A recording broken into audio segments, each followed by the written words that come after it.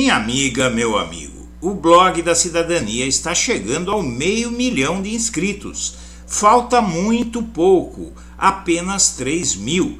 Ajude-nos a chegar lá, se inscrevendo no canal, deixando seu like e compartilhando os nossos vídeos. A democracia agradece e nós também. Bom dia, senhoras e senhores. Hoje é 25 de outubro de 2023. São 8 horas da manhã.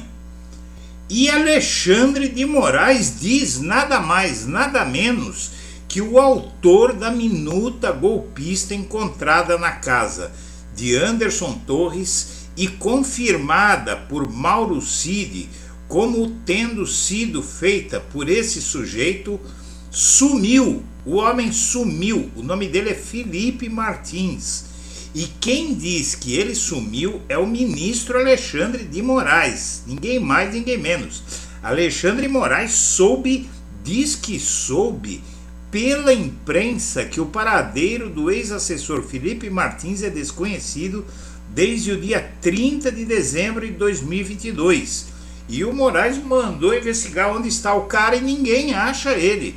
O ministro do STF, Alexandre de Moraes, confidenciou aos parlamentares da CPMI do 8 de janeiro que foram ontem entregar para ele o relatório final da CPMI do 8 de janeiro, que não sabe qual é o atual paradeiro do assessor Felipe Martins, acusado de participar da elaboração de uma minuta golpista supostamente entregue a Bolsonaro. Enquanto tomava café com os parlamentares na manhã de terça-feira, o Moraes comentou que soube pela imprensa que Martins havia viajado para o exterior e que o paradeiro do ex-assessor é desconhecido. Parlamentares governistas foram à sede do TSE entregar o relatório da CPI a Moraes, como você bem viu ontem. O relatório da CPMI afirmou que Martins elaborou uma minuta golpista com auxílio do advogado Amaury Feres Saad. O documento teria sido entregue a Bolsonaro. O Martins viajou para Orlando, nos Estados Unidos, no dia 30 de dezembro e muito provavelmente ainda não voltou. Bolsonaro voou para Orlando na mesma data junto com outras 13 pessoas.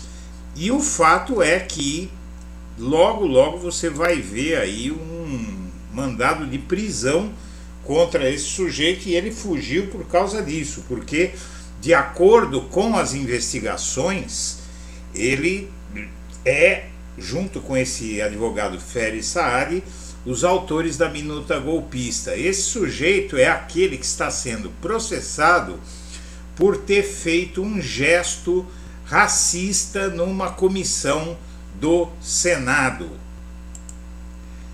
E sob pressão do Planalto, o diretor da ABIN participa de sessão secreta do Congresso hoje. Luiz Fernando Correia, indicado por Lula para ser o chefe da ABIN, inclusive ele que foi chefe da Polícia Federal no governo Lula e teve que ser demitido por uma intriga da imprensa tal, tornou-se o chefe da ABIN e é um policial acima de qualquer suspeita. Ele não tem nada a ver com o escândalo da ABIN, mas o Congresso quer ouvi-lo, não é? Pressionado pela operação realizada na semana passada pela Polícia Federal para investigar o uso de um programa secreto de espionagem. O diretor da ABIN será ouvido nesta quarta-feira pela Comissão Mista de Atividades de Inteligência, CCAI, do Congresso. O Correia atendeu um convite do presidente da comissão, Paulo Alexandre Barbosa, do PSDB de São Paulo, feito depois que a operação Última Milha foi deflagrada. As sessões da CCAI são secretas. Apesar de a compra e o uso do programa não ter ocorrido na sua gestão, o caso gerou pressão, mas a coisa se agrava mais. Aqui a informação sobre como será essa reunião secreta. Luiz Fernando Correia responderá a questionamentos da Comissão de Inteligência do Congresso sobre o programa espião Chantagem e Dólares. O diretor-geral da ABIN confirmou a presença nessa reunião da Comissão Mista de Controle de Atividades de Inteligência, a CCAI. Inusitadamente, as suspeitas recaem sobre o período em que a ABIN era comandada por Alexandre Ramagem, que é hoje deputado federal. E Ramagem é o próximo nesta lista de matérias.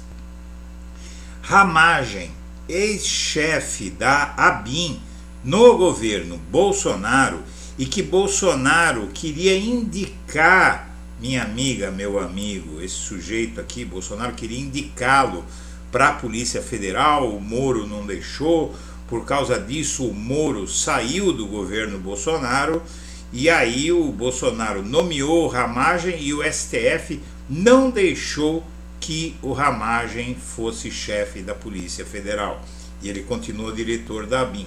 Quando era diretor da Agência Brasileira de Inteligência, o hoje deputado federal Alexandre Ramagem, que se autodenomina delegado Ramagem, barrou em setembro de 2021 a demissão de 2 servidores da agência que acabaram exonerados apenas na última sexta-feira após serem presos pela Polícia Federal na Operação Last Mile, ou Última Milha. A PF investiga o uso indevido por parte de servidores da ABIN do sistema de geolocalização de dispositivos móveis sem autorização judicial. A apuração, que culminou na demissão de Rodrigo Colli e Eduardo Arthur Iziki na última sexta-feira, teve início no primeiro ano do governo Bolsonaro. Após a interferência de Ramagem em 2021, o processo levou mais de 2 anos para ser concluído. Ramagem chefiou a ABIN de 2019 a março do ano passado. E, na verdade, ele acobertou esses 2 investigados, quando era chefe da ABIN, para que o sistema fosse usado dessa forma criminosa. O sistema só começou a ser usado quando Bolsonaro assumiu. Foi comprado durante o governo Temer, mas não foi usado. Aí assume o Bolsonaro, coloca esse sujeito aqui, o Ramagem, na ABIN, e ele começa a usar. E a Polícia Federal inicia a análise de 4 celulares que despertam pânico no clã Bolsonaro. Eu explico para que você não tenha que suportar a matéria inteira. Então aí o que acontece é o seguinte: o Vacef, aquele advogado de Bolsonaro histriônico, esquisitão, ele é advogado e ele teve 4 celulares apreendidos pela Polícia Federal. Por ser advogado, a OAB não permite que os dados sejam divulgados, os dados dos celulares dele, sem a sua autorização. Isso é uma convenção, mas foi respeitado pela Polícia Federal. E a Polícia Federal agora conseguiu a autorização da OAB, foi lá, mostrou tudo que tinha contra Bolsonaro à OAB, e a OAB autorizou, então, que tudo isso seja divulgado e usado na investigação. Ou seja, sabe o que quer dizer isso, minha amiga, meu amigo? Que há coisa muito grave nesses celulares de Vacef, e isso apavora Bolsonaro e sua turma. E aliados próximos pressionam Lula a declarar oficialmente apoio a Sérgio Massa. Praticamente todos os ministros de Lula já declararam apoio ao candidato à presidência da Argentina. Mas agora o Lula vai declarar apoio a ele, a pressão é muito grande e a situação requer que o Lula faça isso. O Lula precisa declarar apoio a Sérgio Massa, porque o Lula tem um grande prestígio na Argentina, e se ele declarar esse apoio, ele vai ajudar muito o Sérgio Massa. E na verdade, a equipe de marketing que o PT mandou para ajudar o Sérgio Massa lá na Argentina ainda está lá. Ainda está lá. O PT mandou uma equipe de marketing ligada a Lula para ajudar o Sérgio Massa, inclusive aquele meme que todos viram, se espalhou bastante por aí, em que Bolsonaro se transforma no Javier Milei. Essa peça de marketing foi criada pela equipe de Lula.